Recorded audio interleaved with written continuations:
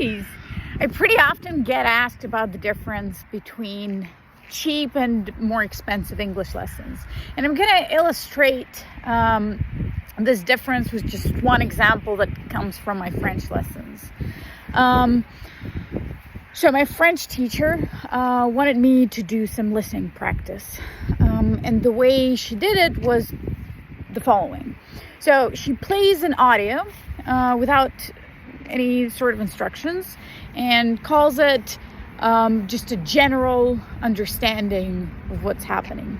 Now, in the background, I'm thinking, what the hell am I supposed to do? What do I need to tell her? What information am I supposed to be paying attention to? And then when we're done, she's like, oh, what names did you hear? What verbs did you hear? And I don't remember. I was not specifically paying attention to any of that. I was just generally listening to it. I understood 100% of it, but she thought that I didn't because I could not say any of the things that she wanted from me. But the reason I wasn't able to give her that information wasn't because I didn't understand it, but because I just forgot. My working memory sucks, and that's life. If she had told me something like, pay attention to the names and write down the names that you hear, or just pay attention to the names and tell me what they are when we're done, then I would have paid attention, maybe written them down, because I know myself, I know that I would forget. Or she could say, what's the general topic? What are, like, if it's a dialogue, what are the people talking about? Then I could tell her. And then it's not a problem if she asks me after that, what are some other words you heard? Maybe I would remember some, maybe I wouldn't. But the point is, I need to have a goal when I'm doing any sort of listening. And when I do this sort of practice, whether it is working with an audio or a video file or whatever, my students have a purpose. I always have extra reasons we're doing it. For example, to practice a very specific phonetic rule, or to pay attention to a very specific sound or linking or whatever that is. But my students also need to understand why they're doing it. For them, that could be to answer a specific question, to match certain things or something.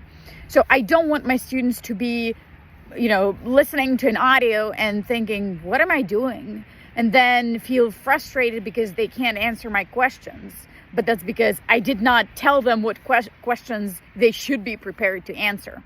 So this kind of shows you that if a person doesn't understand such a basic thing, then the result for the student, in my French lessons, that's me, is much worse.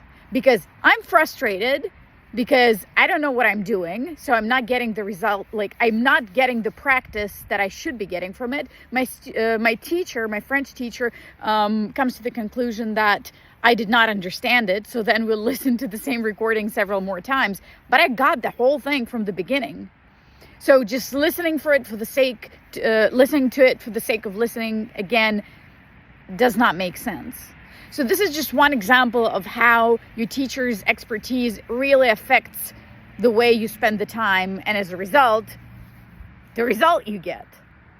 If you can think of any other similar examples, please do let me know in the comments. If you have a teacher, tell me, how does it work when you're working with a video or an audio? Usually the first step, what is it? Let's say you talk a bit about the topic to just build the general understanding, or to recall what you already know about the topic. And then when you listen to something for the first time, what kind of things does your teacher want from you? Do they tell you, give me the main idea, or answer this one general question? Or do they just tell you, listen and let's see how it goes?